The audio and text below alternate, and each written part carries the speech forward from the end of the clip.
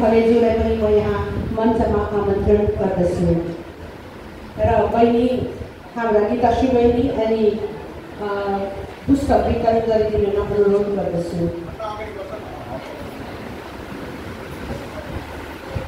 सहारा रसाइली अनि सिद्धान्त रसाइलीलाई पनि म यहाँ आमन्त्रण गर्दछु।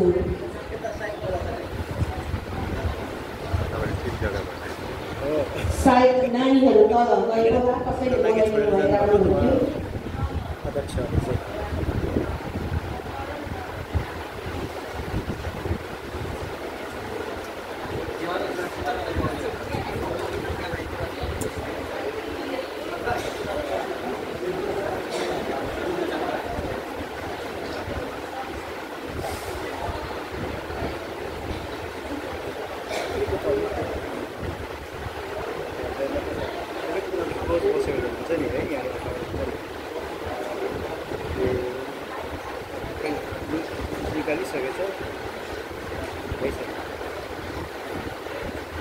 र टुक्का कविता सङ्ग्रह आलादित म 3 नम्बरसम्म गन्छु। हजुरहरू सबैले किताबलाई माथि उचालिदिनु होला।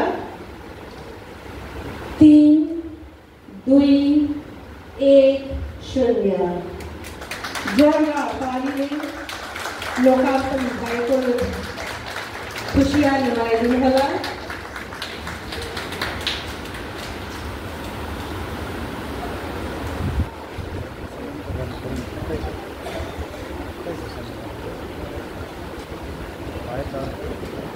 र आलादित टुक्का कविता सङ्ग्रह श्रीमती हन्ना छेत्रीले लोकार्पण भएको घोषणा गरिदिनु न भनी म प्रमुख अतिथि डाक्टर साङ्गु लेप्चालाई अनुरोध गर्दछु।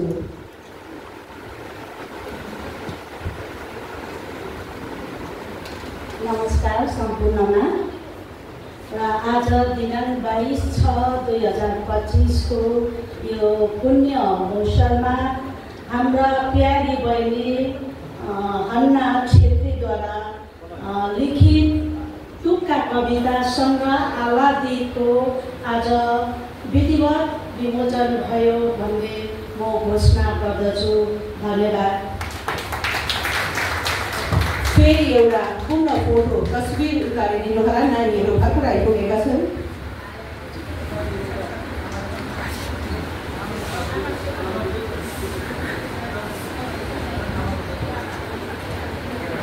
सबैजना अलिकति हजुर पुस्तक पनि उचालिदिनु होला। यता सबैजना यता हेरिदिनु होला।